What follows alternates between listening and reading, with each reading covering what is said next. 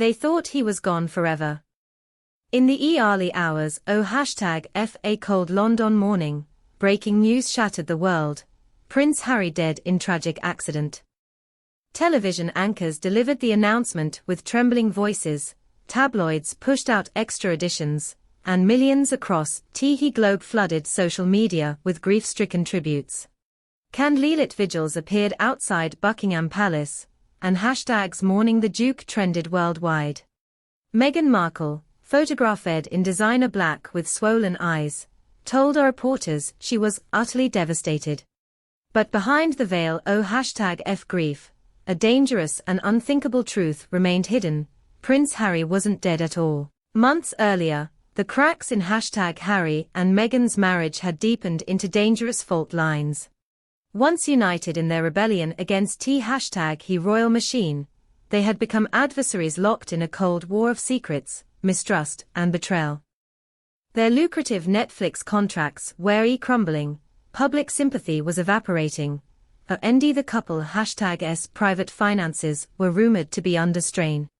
Harry's breaking point came when he stumbled upon a series of emails correspondence between Meghan and top Hollywood executives, discussing a solo media empire built entirely around her, with Harry conspicuously erased from the future. Even more explosive was a draft outline for a memoir Meghan had allegedly been working on in secret, portraying Harry as unstable, weak, and emotionally dependent on her. It was a calculated Nora #Tive, and it terrified him. If she controlled the story, she could destroy him completely, an insider would later reveal. Harry's response was as bold as it was reckless. He would disappear, but not quietly, he would fake his own death. This wasn't a spur-of-the-moment fantasy. Harry began assembling a covert team of trusted allies, including a former SAS operative, a cybersecurity specialist, and a discreet private investigator with connections deep inside Scotland Yard. Together, they designed an elaborate operation codenamed Nightfall. The plan revolved around a staged car crash in the desolate Highlands of Scotland, where Harry's Range Rover would appear to have veered off a rain-slick road and exploded into flames. An identical decoy vehicle was acquired, modified with precision, and placed at the scene. The and toll records were tampered with, fake witness statements prepared, and false reports funneled to key journalists, who could be relied upon to break the story without question.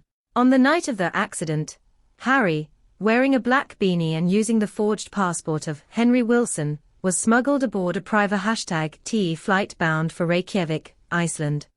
His destination was a remote safe house guarded by ex-military personnel, equipped with encrypted communications and surveillance screens streaming every news channel in the world.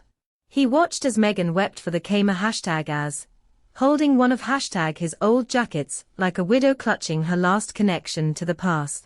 Yet what Harry saw in the days that followed was not the shattered woman he had once loved. Inside sources claim Meghan began making rapid-fire calls to lawyers, renegotiating financial terms, and accelerating the release of her memoir with a tragic #new ending. Deals were restructured, interviews lined up, and sympathy-driven sponsorship offers began flooding in. It was like watching someone step into a role they had been preparing for, one member of Harry's hidden team recalled. 2 months passed before Harry decided to break cover.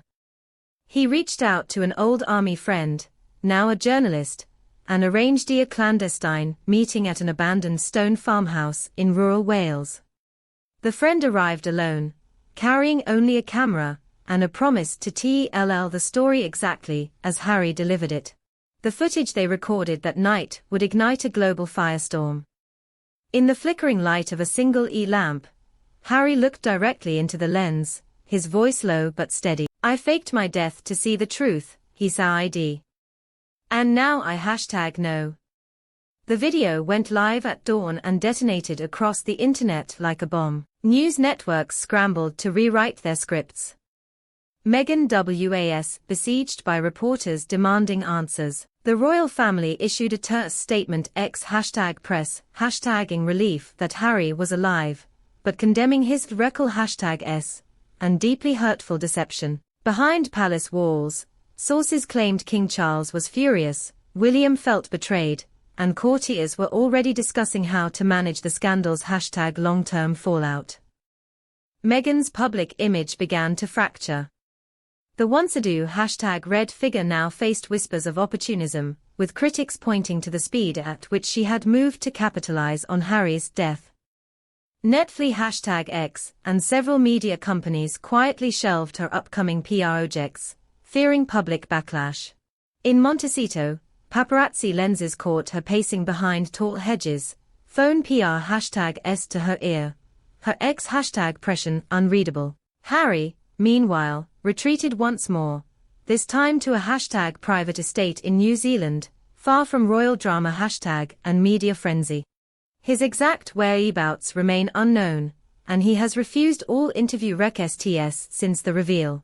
The Mari #age dissolved in eerie silence, divorce papers finalized with a speed that suggested negotiations had begun long before his so-called death. #Ispers now circulate that Harry is writing his own memoir, one so explosive it will make spare look tame, a chronicle of betrayal, manipulation, and the lengths to which a PR #ins would go to uncover the truth. Whether his actions were brilliant or unforgivable depends on who tells the story, but one thing is certain, Prince Harry didn't just step out of the royal spotlight, he vanished, rewrote the narrative, and returned with a revelation that shook the monarchy, the media, and mega